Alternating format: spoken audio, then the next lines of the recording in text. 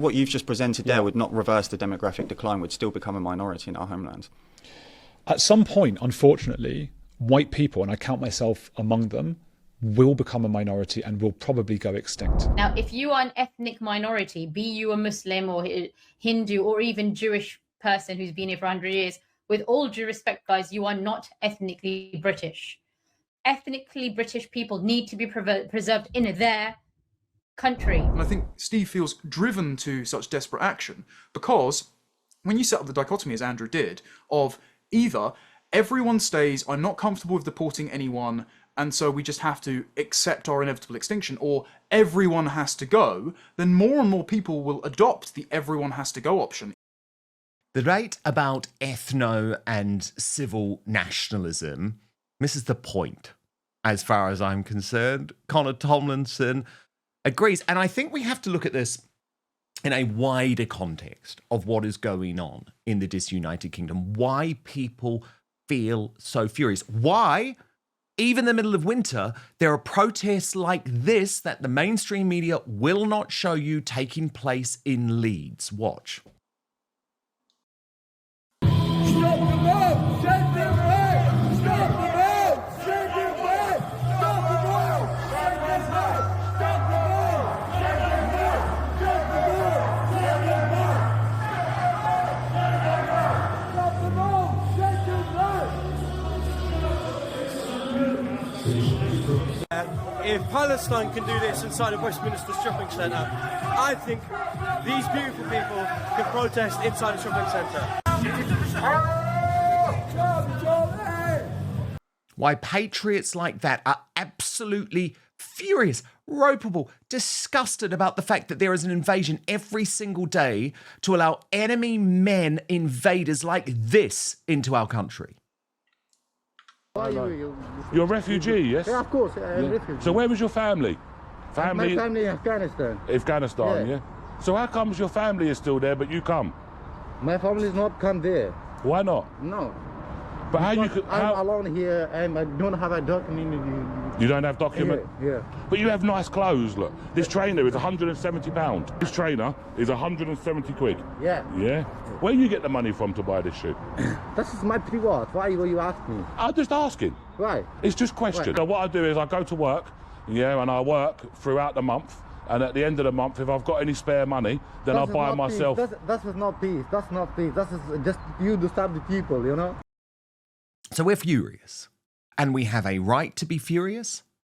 And we see Reform UK giving in to Islamism in loads of ways, but including by picking Layla Cunningham as Reform UK's candidate to run against Sadiq Khan, an Egyptian Muslim. And then we see those who pretend to be on our side, and they really are fakes, like Andrew Gold, host of the Heretics podcast, tell us that we just have to accept. We just have to accept that going extinct is an inevitability for white people. We just have to accept that. And by the way, if we don't accept that, we're going to slam you using this made-up term, the woke right. And even though I've been very clear and I've had a lot of criticism from people like World by Wolf for my position on this, I am very clear I don't agree with the Steve Laws policy prescription. I don't believe that I am an ethno-nationalist. I also don't believe that I'm a civic nationalist either. And the reality about that interview between Andrew Gold and Steve Laws is that Gold was owned and Gold was exposed. Watch. Dan Wootton Outspoken is available as a podcast too. So to listen or watch us on the go, wherever you are, then please subscribe on Apple Podcasts, Spotify, or wherever you listen to your podcasts. And as a personal favour to me, please rate and review, as it really helps our independent show. But that what you've just presented there would not reverse the demographic decline, would still become a minority in our homeland. At some point, unfortunately, white people, and I count myself among them, will become a minority and will probably go extinct. We are a worldwide minority already, which is why I take the radical stance that the English have the right to exist. We have the right to our own homelands. Everyone agrees on that, right? Yeah, that's the basis. I think so. I think so. I think that's the baseline. It depends what you mean by English. That's the issue. No, we already disagree on the meaning of English. So there's that. Okay, but ultimately, with the direction that the country's going, the future of our people is at stake. The most radical stance that we have to take to fix this is okay with me. I don't care what we have to do. I don't care who gets caught in the crossfires. I don't care how much damage gets done along the way, as long as the future of my people is secured. That's my line. You think the average mum and dad that goes on the school run is going to go out on the street and fight against people because they're deporting immigrants? I think Tommy Robinson will fight against that. Yeah, Tommy Robinson will do because he's a traitor. Yeah, well, he gets hundreds of thousands of people going to his rallies. How many people go to yours? Yeah, but he's getting hundreds of thousands of people, leading them astray, and they're only going to that rally because it's the only rally in town. Do you have any room in your mind for that you might be wrong? No. See, that's the sign of an ideologue. I don't care. Yeah, but you might be wrong here. What's going on? No, I believe I'm right. The future of my people is non-negotiable. I want England to belong to the English. Now, as I say, I certainly don't agree with Steve Law's characterisation of Tommy Robinson, for example. But what is quite astonishing about watching that interview is it's like, oh my God, I'm agreeing more with Steve Laws than I am with Andrew Gold. And then he appeared on a second podcast and actually made it clear, and this was interesting to me, that even though he is very disillusioned by Reform UK, Nigel Farage, Zia Youssef, he does have some political reality to him, Steve Laws. He still believes that Reform UK is the best next government for the United Kingdom, and that what he hopes to do is move the Overton window and allow leaders in this space like Rupert Lowe to almost seem moderate. Watch. What do you think about Nigel Farage? I see him as like the biggest disappointment. That's the only way to explain it, because he was my entry point into politics on the most part. Interesting. Okay. Like in terms of like, you know, when you start getting into, like, I've always sort of understood about immigration and stuff, but I wouldn't say I was politically active. But when like I'd watch like LBC and stuff like that with Nigel back in the day, or watch his UKIP speeches and so forth. And it's sort of like, he was sort of like the entry point, and it's like, so it's hard to sit here and say I despise him now and I think he's a piece of shit. But it's difficult to take that position, but he is. I don't think he's ever going to carry out what's necessary. He's got a Muslim as his chairman. That tells you everything you need to know. If he gets into, obviously we need him to get into power. We need reform to win the next general election, just to break the two-party system, and then we can have a free reign at real politics in this country. That's the hope from it. And then once Farage is in power, that's when everyone's got to attack him from the right ridiculously. Think how bad we attack now. We've got to double those efforts, and then some more, and to the point where Farage will be forced to either step down or implement what we want. Either way, there will be a hell of a lot of weight in terms of activism and potentially other parties breathing down his neck, because everyone's going to want a piece of that once the two-party system's broken. And what's interesting is that even some sound Muslims are agreeing, as Basil the Great explained. A Muslim, and he's speaking about this woman, Lubna, who was an apprentice contestant, says Britain needs to put laws in place to keep ethnically British people the majority in the UK. She also says she agrees with Steve Laws. Even the migrants are realising Britain needs to stay British. Watch this. But first, have you ever actually looked at the nutrition label on a normal bag of crisps? You'll usually find a complete chemical cocktail, seed oils, MSG, artificial dyes, vague natural flavours, and a list of ingredients that reads more like a science experiment than a snack. And then we wonder why we feel bloated, tired, and frankly a bit grim after we eat them. That's why I was so interested when I discovered Massa. They're part of this growing real food movement, bringing back the kind of food our grandparents ate before snacks started being made in labs. Now, Massa's tortilla chips contain just 3 ingredients: organic, nixtamalized corn, sea salt, and 100% grass-fed beef tallow. That's it. So no seed oils, no mystery chemicals, just real food. And here's the crucial bit. They don't just avoid all the rubbish, they actually taste incredible. Snacking on Massa chips is nothing like eating regular chips. With Massa, you feel satisfied, light, and energetic. There's no crash, no bloat, no horrible sluggish feeling afterwards because they're made with real food. They're more satisfying too. So you're not mindlessly inhaling half a family bag and still feeling hungry afterwards. And if you love Massa, you will also love their sister company, Vandy Crisps. You know how much I love crisps, but Vandy makes the most delicious 3-ingredient potato chips. Proper flavor, proper crunch, without the garbage ingredient list. So ready to give Massa or Vandy a try?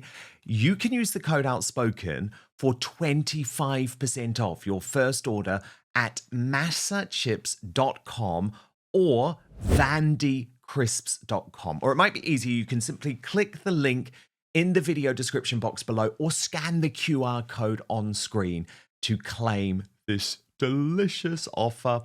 And for our viewers in the United States, Massa and Vandy are now available nationwide at your local Sprouts supermarket. So stop by and pick up a couple of bags before they're gone. But now, back to the show. Like what I see in terms of their behaviors anyway. But I appreciate that I'm not ethnically British. Having said that, I completely and utterly support a lot of what Steve Laws actually said. Believe it or not. I don't know what he said outside of this interview. If he's made some racist tweets or if he said horrible stuff, I'm not aware of that. I'm speaking just about his interview with Andrew Gold. He made a lot of sense, with all due respect, guys. I know a lot of you guys are criticizing him, but I do feel English people, okay, they need to be preserved. They need to be the majority in their country, right? Now, if you are an ethnic minority, be you a Muslim or Hindu or even Jewish person who's been here for 100 years, with all due respect, guys, you are not ethnically British.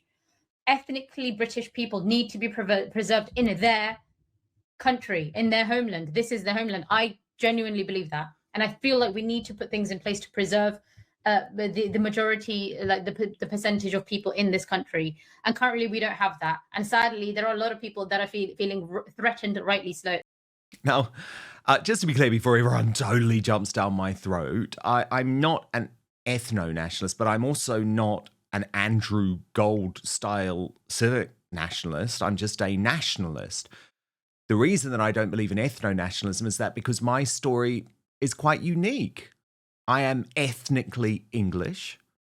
I am British. I am a British national, but I was born in New Zealand to English-born parents. Mother born in Essex, father born on a British Army base in Malta. And I do not believe that New Zealand belongs to the indigenous Māori population. I don't. I do not believe that my parents should be removed from New Zealand. And remember, that is something that the ethno-nationalists in New Zealand do believe. The Māori population do believe that. So I guess my story is a little bit unique here, but Connor Tomlinson, I read and I watched a brilliant piece on Tomlinson Talks that you produced after the Andrew Gold interview. And I messaged you after I'd watched it and said, oh my goodness, thank God, someone has finally summed up how I feel about this. So can you just outline your argument here? I can, Dan, and I want to start off by saying that I've maintained friendly relations with Andrew. I've been on this show. Unlike me. Well, what can I say? Perhaps I'm too polite to everyone for my own good. But we've disagreed privately and publicly over this interview, and I think he's recently written on Substack that he even admits he got a few things wrong by being so flippant about saying, well, we'll all go extinct anyway, because he tried to say that he meant on a 10,000 year timeline, but to be fair, That's longer than most human civilizations have even existed, so nobody's thinking that long, come on. And I also don't... My position is not Steve's. I think he can be perhaps a little bit harsh and unforgiving about the way that he puts things across. But I understand where Steve's coming from, in that his concern is demographic security. He wants England to belong to the English, Scotland to the Scots, Wales to the Welsh, Ireland to the Irish, etc. And this is uncontested in pretty much every single civilization, country throughout history, including, as was raised during the discussion, in Israel. One does not have to agree with all of Israel's foreign policy to say that it is beyond a shadow of a doubt that if Jews became a minority in Israel, there would no longer be an Israel. And so the same principle applies to England. Now, whether or not that's ethno-nationalism, well, it certainly isn't civic nationalism, because civic nationalism proposes the contradictory standard that anyone can be British by signing up to British values or having a British passport. So therefore, you can be born in Britain and inherit the passport but not hold the values. And that means there's no consequence to not holding the values.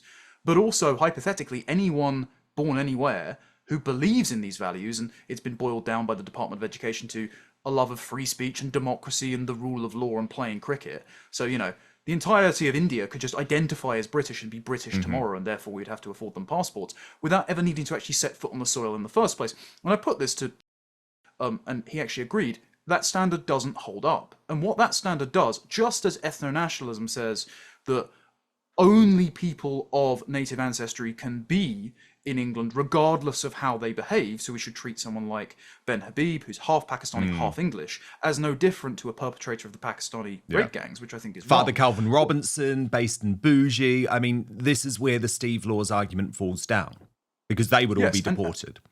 And this is why I think Tommy Robinson and Steve Laws have traded a furious war of words, because they're both working class lads and they're ready for a scrap. Because what I think Tommy sees Steve as being is a threat to his friends. And so this is what I think we should be talking about things in terms of. We shouldn't be talking about it in ideological categories. Bernard Yack has a good book called Nationalism and the Moral Psychology of Community, where he says that ethno-nationalism is actually just a reaction to the advance and overreach of liberalism that tries to redefine your identity out of existence. And so you see nationalism surge up to say, no, we actually exist here, and we're going to try and consolidate our identity and community and push back. So it's just as much an ideological reaction to liberalism that denies your ancestry and heritage in the first place. What we should instead be talking about is relationships, tribes, communities, families, because that's where a nation comes from. Nations are collections of families who exist in the same place, who practice the same religion, who have the same customs, who sometimes intermarry, but only at the level that is organic to that people, whether or not they actually want to. And then they expand the tribe until it hits a kind of natural ceiling of the number of people that you can trust and be around. And Britain, because of its geography, has had that high trust, homogenous culture, that stable network of families for over 1,000 years, until, you know, the Windrush and then Tony Blair and the Boris wave. And so what we should be talking about is, who are our kin? Who are our countrymen? We exist as an ethnic group, and then there are a very small, practically a handful of people who come from a different tribe, from a different place, who do abide by our culture, who do defer to the host majority, and who we want here because they have good personal relationships with that majority. They are members of our families and our friendship networks, and their participation in our country is non-intrusive and will actually lead to the recreation of that civilization that has lasted for over 1,000 years. But the people who aren't members of our friendship networks, don't participate in our culture, aren't members of our families, aren't considered one of our tribe, and that is the overwhelming majority, well, they can just go, because they have homelands where they can practice their culture and have their own families that they already own. But our country belongs to us. And that is the argument that Steve is making. And I think Steve feels driven to such desperate action because when you set up the dichotomy, as Andrew did, of either everyone stays, I'm not comfortable with deporting anyone, and so we just have to accept our inevitable extinction, or everyone has to go, then more and more people will adopt the everyone has to go option, even if it's inconsiderate of those relationships, even if it doesn't draw moral distinctions between people on the grounds of quality, because they feel pressed up against the wall, and they'll just say, well, anyone who's saying, I'll stop you from going extinct, I'll go with them instead. So ironically, as you said, Andrew, even though he tried to appear reasonable throughout the discussion, made Steve seem more reasonable to more people who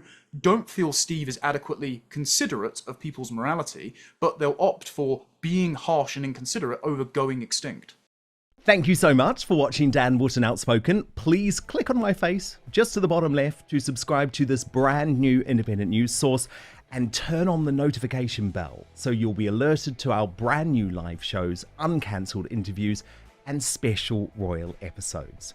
Outspoken is also now available as a podcast, so you can listen to the show every weekday on the go, wherever you are.